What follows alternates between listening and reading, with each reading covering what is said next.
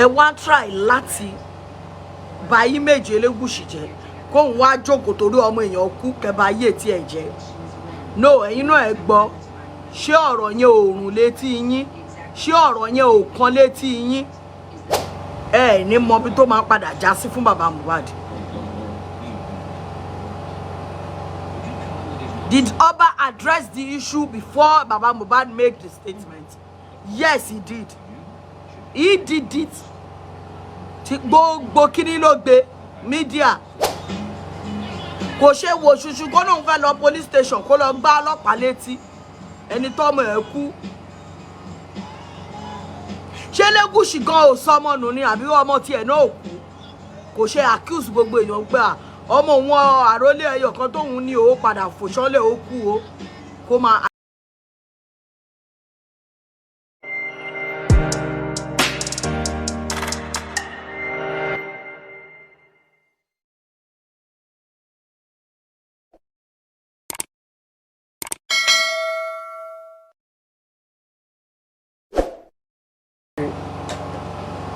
They want cover a lot of things pẹ̀lú ẹ̀. Ṣé tá bá máa sọ ẹ má jẹ́ ká wà bàbá Mohbad ò lè má fi kú ọmọ ẹ̀ kó máa fi ṣe yamayama.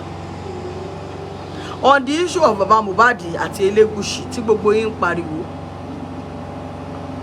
kò lè má fi kú ọmọ ẹ̀ kó máa fi defame ọba Elegushi.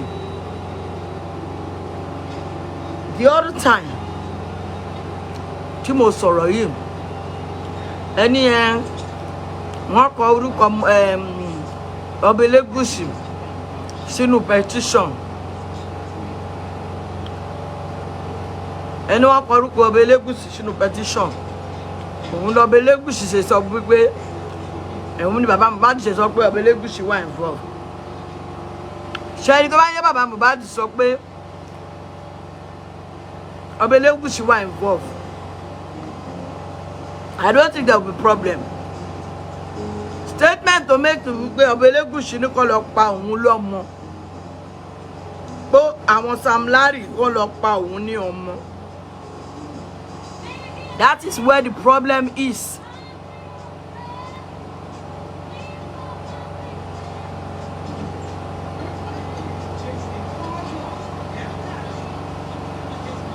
And all you wanted to do is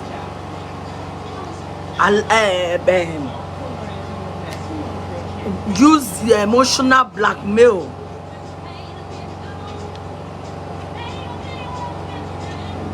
to say that because he's grieving. Ló ṣe sọ bẹ́ẹ̀.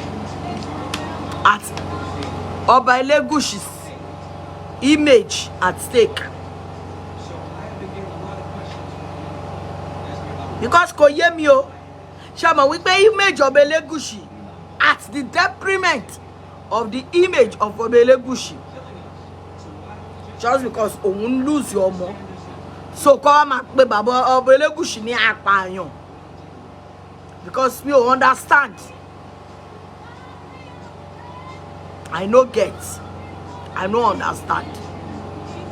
So kọ́ ni ma sọ pé lóòótọ́ ni ọba Elegushi no na ẹ jẹ́ ká máa yára wa ní number 6 na make use of our number 6. Now you all are claiming victim after calling ọba Elegushi apààyàn òun ló ní kó lọ pa mí lọ́mọ. Àwọn tó bully ọmọ ẹ̀ tó bá jẹ́ òun ló sọ pọ́npá òun lọ́mọ ó sì bẹ́tà. Which I stated that kò tiẹ̀ lè sọ wípé Sam Larry ló pa ọmọ òun because rí pé Sam Larry ló dùnbú ẹ̀. There is no evidence but pé wọ́n bully and assault and gbogbo nǹkan tó bá máa kà sí Sam Larry lọ́rùn pẹ̀lú fídíò tá a rí àti Naira Marley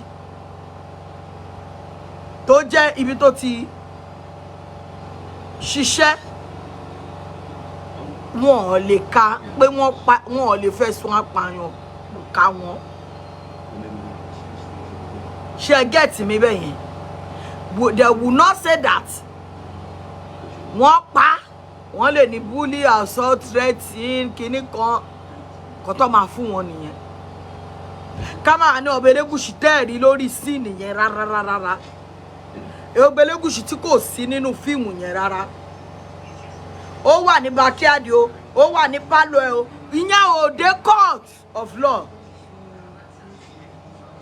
wọ́n kọrúkọ ẹ̀ sínú ẹ̀ he has came out to put a press release outside that is not involved in the buying of Mohbad.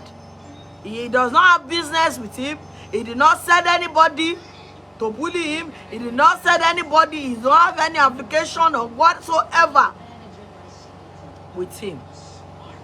Ṣé wá mọ̀ wípé after ìgbà tó kọ kíní yẹn síta ní bàbá Mohbad tún sọ kíní yẹn, which is an offense.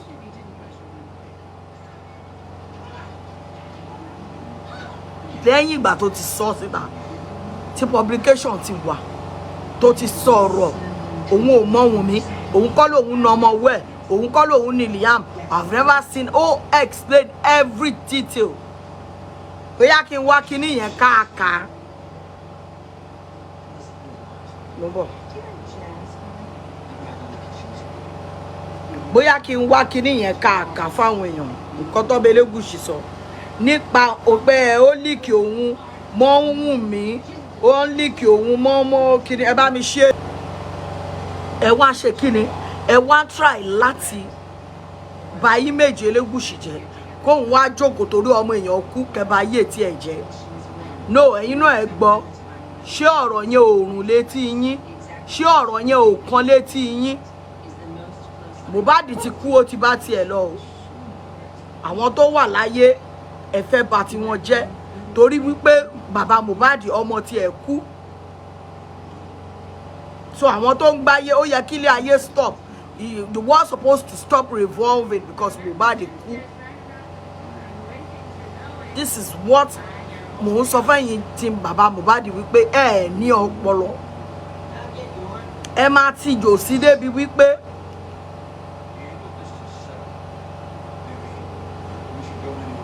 ẹ ní mọ bí tó máa padà já sí fún bàbá Mohbad.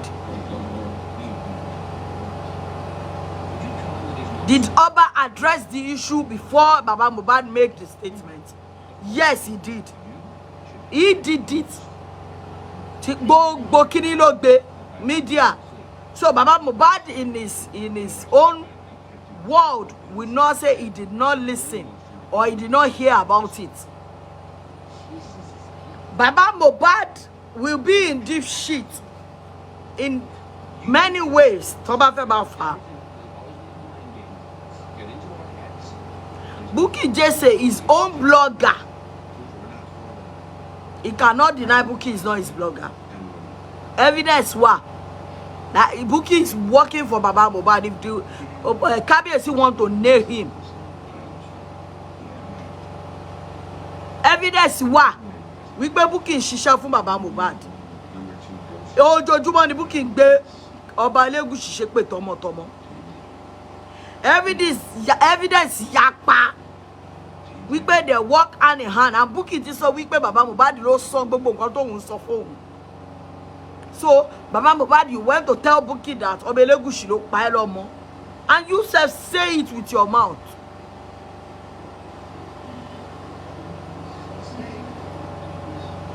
You said it with your mouth.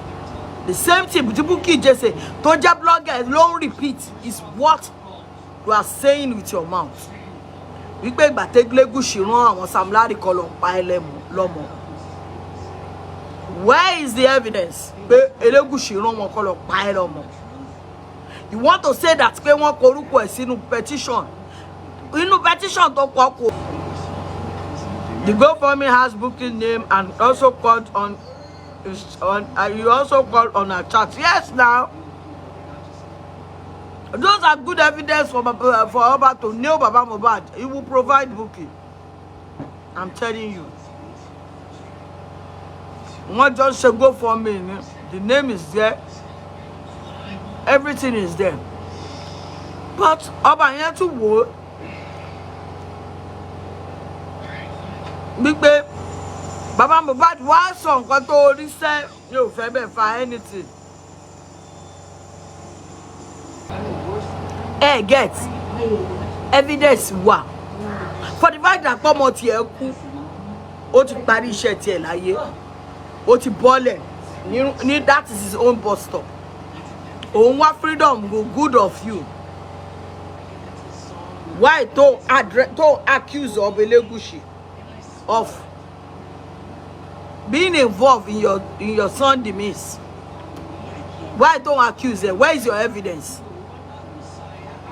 Oh, lè sọ wípé torí wípé blogger wèrè tó ṣiṣẹ́ fún ẹ Bukky ó ń pariwo Elegushi ló pa Mohbad Elegushi kí wọ́n náà wá bọ́ta ṣó mọ̀ wípé nígbà tí wọ́n sọ lé àwọn èèyàn máa wò pé òótọ́ ni bí Bukky kejì ọkọ sọ wọ́n lè ní àkínó ṣe Bukky ṣe family ni fẹ́ ṣeré pa ni wọ́n lè ní ṣe family ni but wọ́n náà wá bọ́ta ó wá sọ bàbá Mohbad that is to say ó ti confirm gbogbo nǹkan tí Bukky sọ wípé lóòótọ́ ni then go and prove it ìwọ ló máa produce Bukky and kí lórí tó fi ń defame king ó ní ẹ̀tọ́ orúkọ ẹ̀ wà nínú petition ṣé classing Sam Larry nìkan ló wà ń bẹ̀ ni òun defame ọba aládé olóhùn ló pa there is no evidence okay wọ́n wá petition ẹ̀ go to the police station lọ mọ evidence sílẹ̀ ọba ní pé okay Sam Larry o wọ́n ní mo rán wọn náà ṣé ó yá bọ́ bí kò wá sọ bí mo ṣe rán ẹ̀ kó lọ pa ọmọ ọlọ́mọ o the scene nobody has bring the evidence out ẹ wo ọ̀rọ̀ bàtàbàtà tó ń sọ online tó lè ba ayé ẹlòmíì jẹ́ ìyàwó ọba ò lè post picture àwọn ọmọ ẹ̀ ò lè post picture ẹ ọmọ tẹ́ ẹ pánkọ́ lọ sọ láti join bàbá Mohbad wá confirm ẹ̀ without evidence wọ́n dẹ̀ ní kò sí wàhálà kó lọ sọ ní àgọ́ ọlọ́pàá now you all are saying that ẹni tọ́mọ ẹ̀ kú ẹ ti ṣí èrè so ẹni tọ́mọ ẹ̀ kú ni kó bá yẹ ẹni tó àwọn ọmọ ẹ̀ wà láyé lọ kó bàjẹ́ ẹni tọ́mọ ẹ̀ kú kò ṣe lọ express kó lọ fò síwájú trailer ẹni tọ́mọ ẹ̀ kú wọ́n wá ní lára kò ṣe gbóògùn jẹ kó bá ní kó ọmọ òun dùn òun ẹni tọ́mọ ẹ̀ kú kò ṣe mú ọ̀bẹ kó máa gera ẹ̀ lọ́bẹ kó ní pé òun wà traumatized ẹ máa lo stupid mentality yín ẹ máa fi destroy àwọn èèyàn ẹ mọ iye èèyàn tó ti lose ọmọ àfi yọ wọn o kọ́lọ́run rọ̀ wá lójú lẹ́yìn tí Mohbad ti kú àbí ta ni Mohbad gangan ìgbà tó wà láyé who is Mohbad most of olórí burúkú yín ẹ̀ mọ Mohbad is not even as big as Portable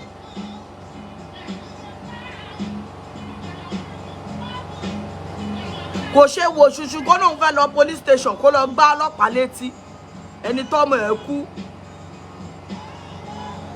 ṣé Elegushi gan ò sọmọ nù ni àbí ọmọ tiẹ̀ náà kú kò ṣe accuse gbogbo èèyàn pé ọmọ wọn àrólé ẹyọ kan tóun ní ó padà fòṣánlẹ̀ ó kú o kó máa accuse gbogbo èèyàn ẹni tọ́mọ ẹ̀ kú kò wọ army barrack kó gbá ọ̀gá army létí kó ní mo tiẹ̀ fẹ́ kú báyìí mo fẹ́ kú ọ̀gá mi ẹ̀ pa mí online ló ń wà tó ń wá béèrè o tó wá ń tọrọ owó tó wá ń béèrè owó donation that is the excuse tẹ́ fẹ́ múlẹ̀ ẹni tó lose ọmọ ẹni tó ń lose ọmọ ni kó bá yé àwọn tó wà nílé ayé jẹ́ ẹni ò nírú ẹni ò lè wọ́n yẹ ẹni Bukky Jesse tí ò ní dùnú bàbá Mohbad gbé rẹ̀ lọ bá ẹ wá jọ ń pòkọ ọ̀bànújẹ́ síra yín lẹ́lẹ́ ayé wọ́n wá sọ ẹ máa gbọ́ bí tí àwọn pípù ìyá wèrèdè Ring Road màámi ẹ káàbọ̀ mà ẹ jẹ́ bàbá mi power tap ẹ yí gift us mi dà ẹ jẹ́ kí achieve goals mi lénìí God bless you. ìsìn ilẹ̀ wa ń lo ọmọ tẹ́nì ẹ̀ kú ìgbà tí bàbá Mohbad lọ káàkiri tó lọ ń ṣe show tó ń kọrin studio mọ̀ wípé ó fi ìpè ní ọmọ ìgbà tó sáìnì 70-30 ẹ sọ pé ẹni tọ́mọ ẹ kú bọ̀ tó bá ti ṣe nǹkan tó fẹ́ bá wí ẹ máa ní ẹni tọ́mọ ẹ kú ẹni tọ́mọ ẹ kú ẹni tẹ́lẹ̀ sí ẹmẹ ẹni tó jẹ́ wípé olórí burúkú nìyí. Ìgbà tó ń fìtínà Liam àti Wùnmí ẹ mọ̀ pọ́mọ ẹ kú gbà yẹn inú yín dùn. Ọlọ́run wá bá wa gbé ẹni tó máa fìtínà ayé tòun náà wá toró lọ fẹnu kọ. Wá ní ẹ̀ntọ́ ẹ̀kú mo rò bẹ́gbà tó ń ṣe we grieve differently. He is doing the music because that is a sign of grieving. He is doing this because he feel that that is the way he can express himself. Olórí burúkú ni gbogbo yín.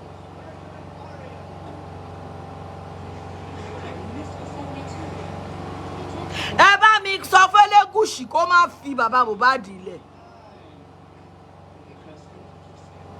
Ẹni kó má fi sílẹ̀.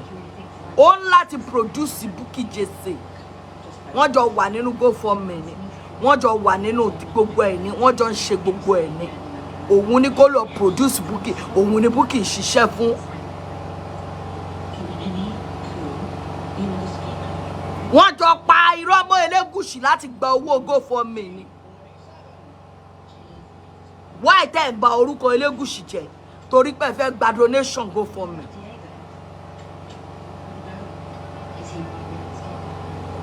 Why tí ẹ ń fi orúkọ bàbá Elegushi ọba wa Saheed Elegushi Adémọ́lá Elegushi kí ló dé tẹ́ ń ba orúkọ ẹ̀ jẹ́ tẹ́ fẹ́ tarnish image ẹ̀ tẹ́ fẹ́ bà ti ẹ̀ jẹ́ pátápátá torí tí yín ti ta tẹ́ fi ní pé Elegushi òun ló pa Mohbad o pé ẹ fẹ́ wá justice o kó bá yín donate sí GoFundMe gbogbo ẹni tó bá súnmọ́ bàbá wa yẹn Elegushi ikú ṣe ńlá wọn bàbá wa Saheed Elegushi ọba gba lórí ohun gbogbo ẹni kó má fi bàbá Mohbad lẹ̀ kó mú kó produce Bukky wọ́n jọ ń ṣiṣẹ́ ni hand in hand ni.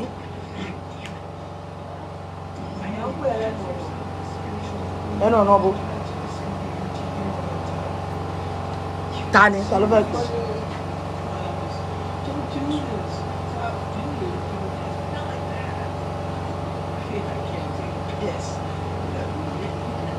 Nígbà tọ́mọ ẹ kú ló ṣe mọ̀ wípé ìyàwó òun ṣe bẹ̀ jáde. Nígbà tọ́mọ ẹ kú ló ṣe mọ̀ wípé òun lógo láti kọrin. The same person. Lẹ sọ wípé ó ń grief. Kò ṣe ní pé torí wípé àwọn pọmọ òun mọ́tò tẹ̀ra fún kó wà lọ síwájú trailer. Orí yín ti dàrú àwọn wo lọ dẹ̀.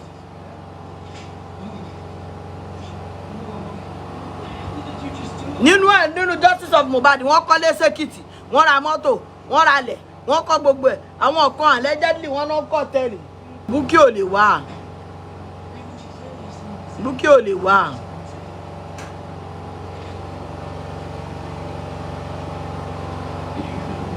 These are the things tí bàbá Mohbad ṣe tó yẹ kẹ́ bá wí kẹ́ kọ́ ọ̀bù ẹ̀ ẹ̀ tún gbé wá sọ online torí àtẹnujẹ ti yín torí ẹ fẹ́ máa fi justice for Mohbad yìí gbowó lọ.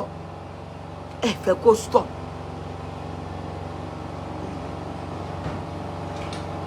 Ṣé báwọn supporter mama Mohbad náà lọ gbé noodles fake tó ní pé torí wípé analyze pé nǹkan tí baba Mohbad ṣe kò dáa lẹ fẹ́ fi shut me up.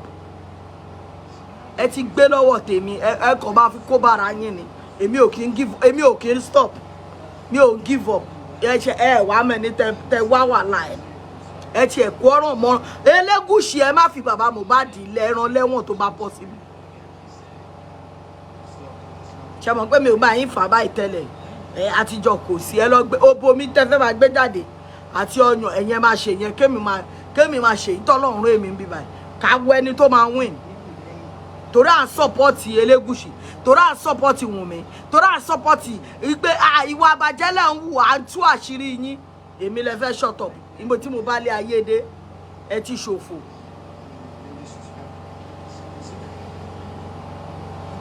Láti Ògúnfe àti Jòsí wọ́n mọra wọn òun ni Jòsí òun ló ṣiṣẹ́ fún Jòsí fídíò wà evidence torí tá bá máa bá ara wa dé bí tá bá máa bá ara wa dé Jòsí náà ló tún máa provide Ògúnfe tásìkò bá tó ibi báyìí la máa wà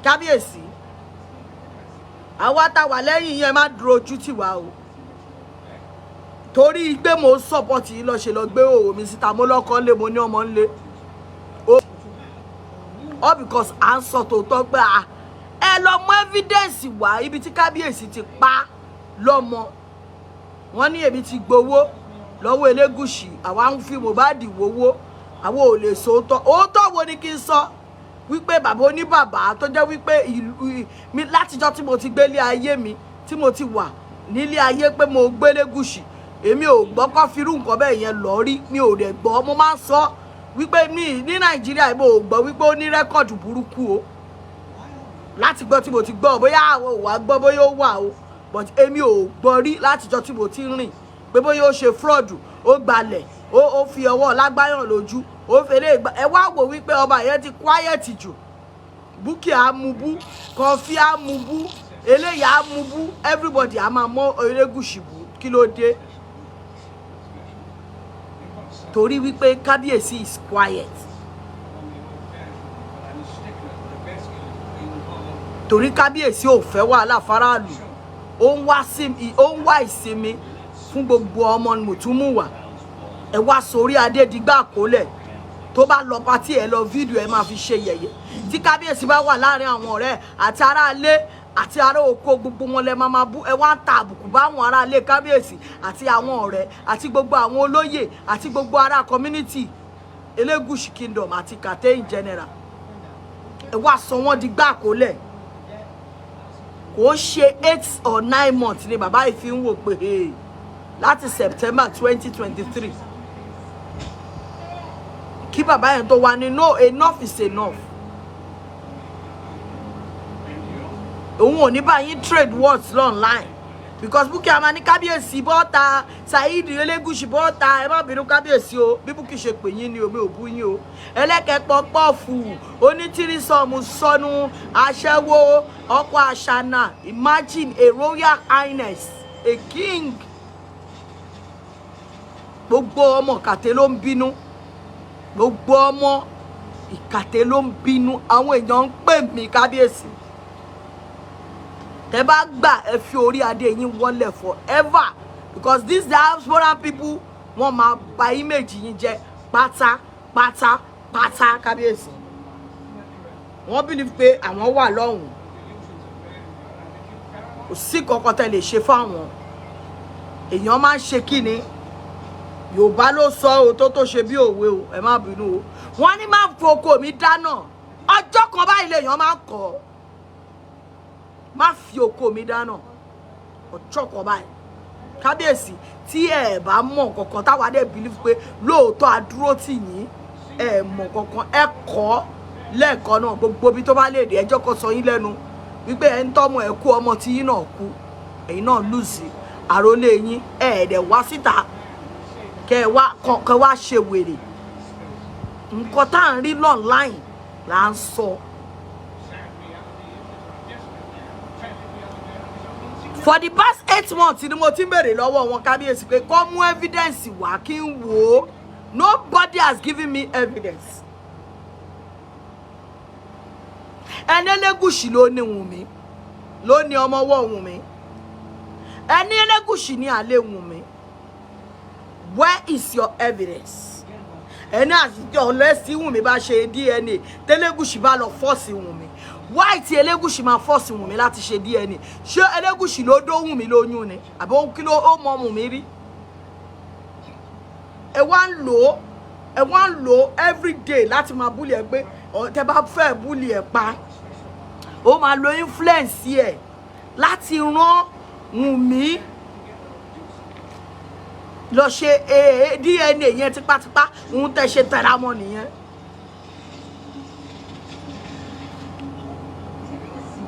Ẹ fẹ́ lo olórúkọ nílẹ̀ Nàìjíríà ẹ fẹ́ lo àwọn tó ní orúkọ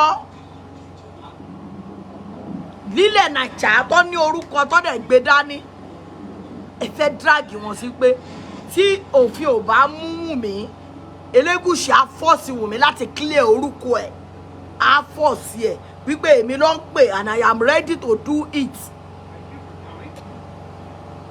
I want you to do it so that my name will be clear. Kò dẹ̀ lè work there. Bàbá wo Elegushi ò lè force Wunmi because wọ́n mọ Wunmi rí. That is what you all are saying in the group. I was in the group with you people before. Dìdí sọ ni ẹni ẹ máa frustrate Elegushi títí tó máa fi pé Wunmi pé go and do it. I want to clear my own name. It's not because of you, because of me.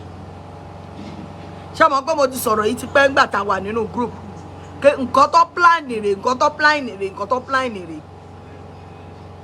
Wípé àwọn máa mú orúkọ Elegushi yẹn. Òun làwọn máa lò táwọn máa fi drag Wunmi títí. Elegushi ló máa wà force. Though mo nǹkan tó fẹ́ ṣe in the court of law tó bá ní wípé wọ́n jà sí paternity ọkùnrin tó bá jáde. Mọ̀ pé tọkùnrin kan bá jáde wípé èmi ni mo lọ ọmọ. Tí Wunmi náà nǹkan ló ní wọ́n wá ní òkè Wunmi lọ ṣe. So wọ́n wá ọkùnrin kan tó fẹ́ lò. Ó yẹ kẹ́ tí mo bá ṣe ń ṣe náà. Tí èèyàn kan bá ní èèyàn kan lòun lọ ọmọ tẹ́lẹ̀ inú wọ́n wá ní kó lọ ṣe. Wọ́n wá ọkùnrin kan tó máa lò tó máa jẹ́ olórúkọ. Á lè force ẹ̀ lọ ṣe pin ẹ̀ mọ́ Elegushi. Game ló ń gbá. God bless you.